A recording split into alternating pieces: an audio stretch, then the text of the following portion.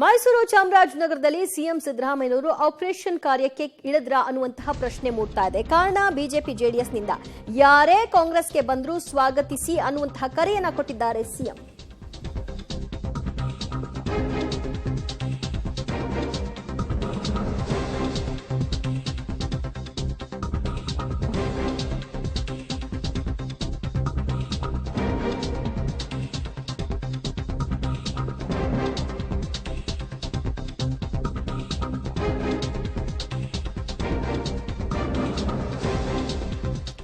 ಮೈಸೂರು ಚಾಮರಾಜನಗರದಲ್ಲಿ CM operation ಅನ್ನ ನಡೆಸ್ತಾ ಇದ್ದು ಬಿಜೆಪಿ ಮತ್ತು ಜೆಡಿಎಸ್ನಿಂದ ಯಾರೇ ಕಾರ್ಯಕರ್ತರು ಬಂದರೂ ಕೂಡ ಕೊನೆಯ ಹಂತದವರೆಗೂ ಅವ್ರನ್ನ ಬರಮಾಡಿಕೊಳ್ಳಿ, ಮೈಸೂರು ಚಾಮರಾಜನಗರದಲ್ಲಿ ಈ ಮೂಲಕವಾಗಿ ಕರೆ ಕೊಟ್ಟಿದ್ದಾರೆ. 10 ದಿನದಲ್ಲಿ ಎಷ್ಟು ಸಾಧ್ಯವೋ ಅಷ್ಟು ಮುಖಂಡರನ್ನ ಕರೆ ತನ್ನಿ ಅನ್ನುವಂತಹ ಒಂದು ಚಾಲೆಂಜ್ ಅನ್ನ ಕೂಡ ಕೊಟ್ಟಿದ್ದಾರೆ.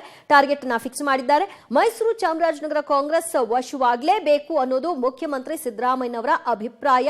ನನಗೆ ಈ 2 ಕ್ಷೇತ್ರದಲ್ಲಿ ಗೆಲುವು ಮಾತ್ರ ಮುಖ್ಯ. ಸೊ ಆ ನಿಟ್ಟಿನಲ್ಲಿ ಯಾರು ಬರ್ತಾರೆ ಎಲ್ಲರನ್ನು ಕೂಡ ಸೇರ್ಪಡೆ ಮಾಡಿಕೊಳ್ಳಿ, ಆ ಮೂಲಕವಾಗಿ ಪಕ್ಷವನ್ನ ಬಲಪಡಿಸಿ ಅಭ್ಯರ್ಥಿಯನ್ನ ಗೆಲುವಿಗೆ ಸಹಕಾರವನ್ನ ಕೊಡಿ ಅಂತ ಬಿಜೆಪಿ ಜೆಡಿಎಸ್ನಿಂದ ಯಾರೇ ಬಂದರೂ ಸ್ವಾಗತಿಸಿ ಮೈಸೂರು ಚಾಮರಾಜನಗರದಲ್ಲಿ ಆಪರೇಷನ್ಗೆ ಸಮ್ಮತಿಯನ್ನ ಸೂಚಿಸಿದ್ದಾರೆ.